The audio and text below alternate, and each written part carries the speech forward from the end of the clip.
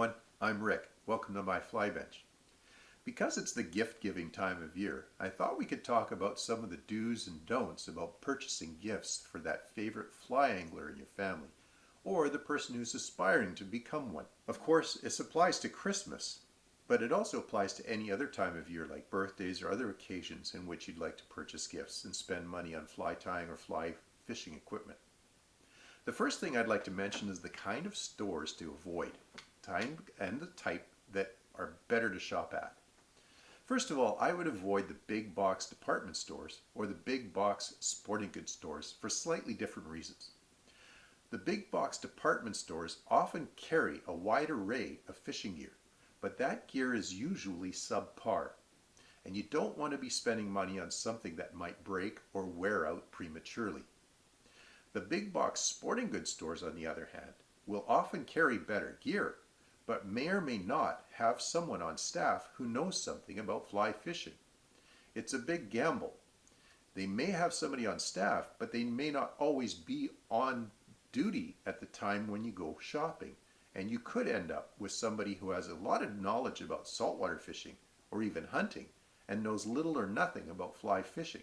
So again, I would often avoid the big box department stores and the big box sporting goods stores. If you want to focus on a brick and mortar store, go to your local fishing and hunting shop. They often have a fly fishing department, and there's a much better chance they will have somebody who's local on staff who knows something about fly fishing in your area. Better yet is to go to a dedicated fly fishing shop. Now, there are a lot more of those around than there were in the day when I started fly fishing back in the 1980s. And most communities have at least one, and if they don't, a community nearby will have one with somebody highly knowledgeable in the sport of fly fishing. Having said that, if there isn't one within an hour's drive of your location, there are some very reliable and good quality fly shops online in both Canada and the United States. They have a lot of knowledgeable staff and are dedicated and passionate about the sport of fly fishing. They will be great people to advise you. You can get information from them via email or often by toll-free phone lines. So I wouldn't hesitate to shop online with a dedicated fly shop in Canada or the United States. Now that we've focused on where to shop, let's take a look at what kind of gifts are appropriate to buy and what areas to avoid. I've broken my gift giving range category down into three groups. Low range, those gifts that cost less than $100. Mid range, between $100 and $300. And high end, gifts that are worth more than $300. I've also broken each of those categories down further into do's and don'ts. So let's take a look at the first group. So let's talk about the low range gifts, those that cost less than $100. Now, if low range sounds like something that might cause anxiety, let's relieve that right away. We're not talking about low quality. We're just talking about some gifts that cost less but can still be very high quality materials. They're just made small things that are made of less materials, and so they cost less.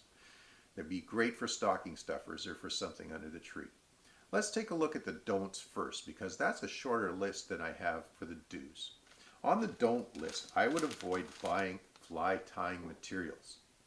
Why is that? Well, unless you are actually a fly tyer yourself and are tying flies with the person you're thinking of, you're very unlikely to buy the exact materials that he or she is going to want to tie flies with. You could end up with something that'll sit in the cupboard, collect dust. It doesn't cost enough to make it worth returning, but at the same time, the fly tyer might not ever find a use for it.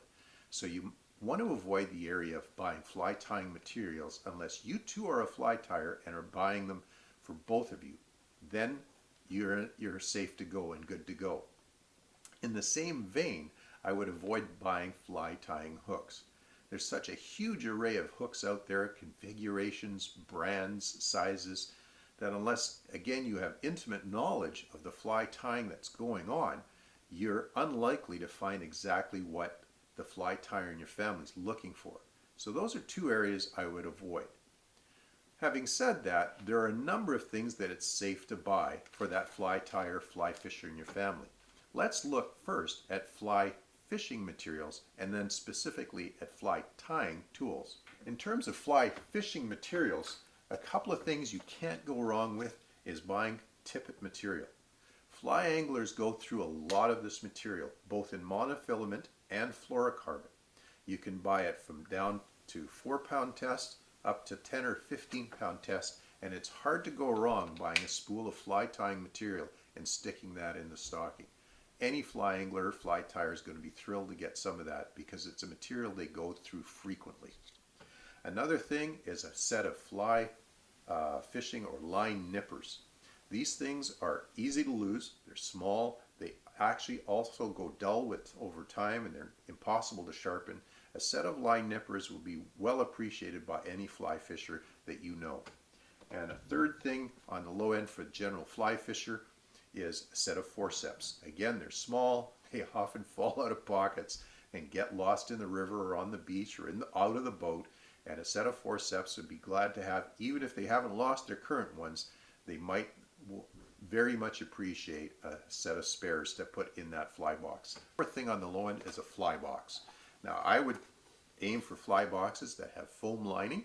Avoid those that have the metal clips, as those clips often can bend or break or corrode, and they end up being useless after a while. Foam is much longer lasting and holds a lot of flies, and it's hard to go wrong by sticking another fly box under the tree for that fly fisher in your family.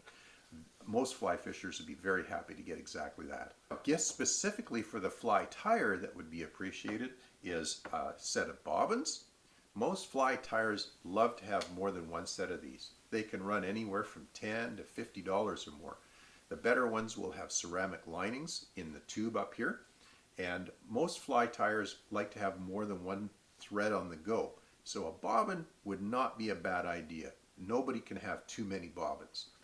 And while I'm going to steer clear of mentioning specific brands for most things, on this I'll make an exception. A good pair of fly tying scissors, and these are Dr. Slick's. Very difficult to go wrong with these. High quality scissors, very sharp and very durable. Most fly tyers would be very happy to get another pair of Dr. Slick's in under the tree. Okay, let's take a look now at the mid-range, those gifts that cost between $100 and $300. Again, my list of don'ts is shorter than my list of do's in this area. The don'ts include a fly tying vise. Typically, fly tying vices cost more than that, and there are some that can cost less than $300 that are good quality, but it's very difficult to know exactly what kind of vise your fly tyer is looking for. I would steer clear of buying a fly tying vise. The other area in the mid-range is fly lines. Unless you have a lot of technical knowledge about the fly lines that your fly angler is using, it's unlikely for you to hit on the exact type that first of all they need, and second of all they can make use of. Lines can become floating, they can be sinking, they can be combination floating sinking. They can be different weights, different lengths, and different configurations. So I would steer clear of spending money on fly lines. The areas of the do's are many, but here are some do's that I would appreciate getting under the tree. First, a quality fishing net. Whether it's for a soft mesh or a rubber mesh net, they're made for catch and release. You can get them in short handled, long handled. You can get them wooden. You can get them with personalized markings put on them, like their name or some other picture or emblem on there. And they're a great gift for a person that's a fly fisher. I would consider a personalized fishing net.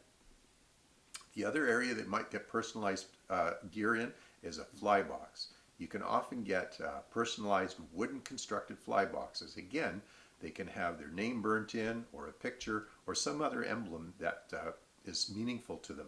So a fly box in the mid-range would be a great gift. Again, go for the foam lined ones. A couple of other things you might consider is a fly vest.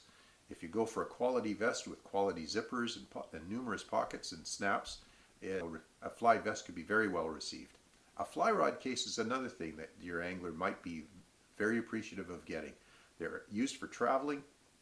You put the fly rod and sometimes with the reel attached into the fly rod case, and it protects it when it's in the truck or in the vehicle on the way to the fishing destination.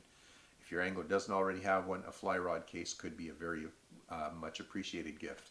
And for the fly tire in your family, one of the things you might consider is a magnifier.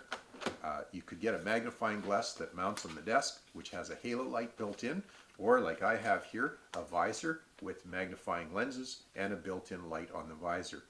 Either case, fly tires are often tying very small flies, and a set of magnifiers would be very useful and very much appreciated, and it won't break the bank to be purchasing one. Okay, so finally let's take a look at the high end. Those of you who are willing to splurge more than $300 on that fly angler in your family. The list of don'ts here is longer than the list of do's. There's not a lot of things you can spend a great deal of money on and be pretty sure that the fly angler is going to be happy with. So let's take a look at some of the don'ts. Like I said, in the mid-range, I wouldn't spend money on a vise. You don't know what your flying tire is going to want, and it's very hard to get the exact configuration. Another thing is the fly rod. Fly rod is sort of like buying a musical instrument. It would be like trying to buy a violin for a musician or a guitar. It's a very personal thing, and they need to have the right feel. The type of action, how fast or slow it is, the length of the rod, the construction of the handle, how it's shaped and what materials it's made of, all play a part in a fly angler's choice. And because it's the part that you're holding on to, it's the personal connection with the fly fishing movement and the playing of the fish, you want to leave that decision up to the angler. So I would steer clear of spending money on an expensive fly rod. A couple other ideas that you might want to avoid is spending money on a fish finder, depth sounder. If your fly angler fishes from a boat, again, what they're looking for exactly in terms of options and features on there might not be known to you. So I wouldn't spend money in that area. And finally, I wouldn't spend a lot of money on waders. Waders are like a piece of clothing. What they're looking for in terms of comfort and fit would be very specific to them, and you want to be sure that they're getting exactly what they want. So it's hard to do that from the outside. If you want to go shopping with them and spend the money when they're there and they've tried them on and they're happy with them, that's another thing. But I wouldn't do it blindly and have that sitting under the tree. It might not suit them exactly. The do's here are very short. There's only two things that I would think of that I would be happy to get under the tree, regardless of who they came from, that I'd be happy to get under the tree, especially if they cost more than $300, is a set of wading boots, especially if your fly angler wears stocking foot waders, and you can see that, and they don't have boots attached to the waders. You could, if you're spending more than $300, you're going to get a very good quality set of wading boots. Now, one thing to keep in mind there is that whatever size shoe your angler wears, you want to buy a wading boot that's one size larger, as it has to accommodate the thickness of the waders that's covering that foot already.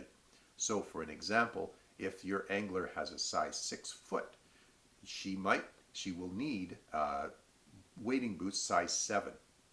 If the angler has a size 10 foot, they will need a wading boot of a size 11 in order to accommodate that stocking foot on the wader. So keep that in mind if you're spending a good deal of money on wading boots. The one other area that I'd be very happy to receive a gift in that costs more than $300 is a fly reel. Now, it might seem contradictory for me to say, don't spend that kind of money on a fly rod, but go ahead, feel free to spend it on a reel. Is that the reel is a different piece of equipment from the rod. It isn't what you're holding on to as you're doing the casting and playing the fish. And a good quality reel, if it costs more than $300, I'm telling you, it's a good quality reel, will be a very functional piece of equipment no matter what brand it is. So you can feel pretty confident on a fly reel of that quality being well received if it's found under the Christmas tree this winter. So there are my ideas for gift giving do's and don'ts. I'd love to have the conversation continue in the comments below. If you've got some ideas that I haven't spoken about, please feel free to add them into the comment section there. If you disagree about certain things I said, I'd love to hear that too and hear why that is the case. Or if you've had some other experiences with gift giving or gift receiving within the fly fishing area, and you'd like to share those with the audience at large, I'd love to see that in the comments too. I hope this information and advice has found some use, and that you have a great time out there shopping for that favorite fly angler in your family, whether he or she ties flies or doesn't, but they will very much appreciate the thought you put into buying a gift specifically suited for their hobbies and their pursuits and interests. Have a lot of fun doing it. I hope to see you sometime out there. Good luck with the purchasing. Bye for now.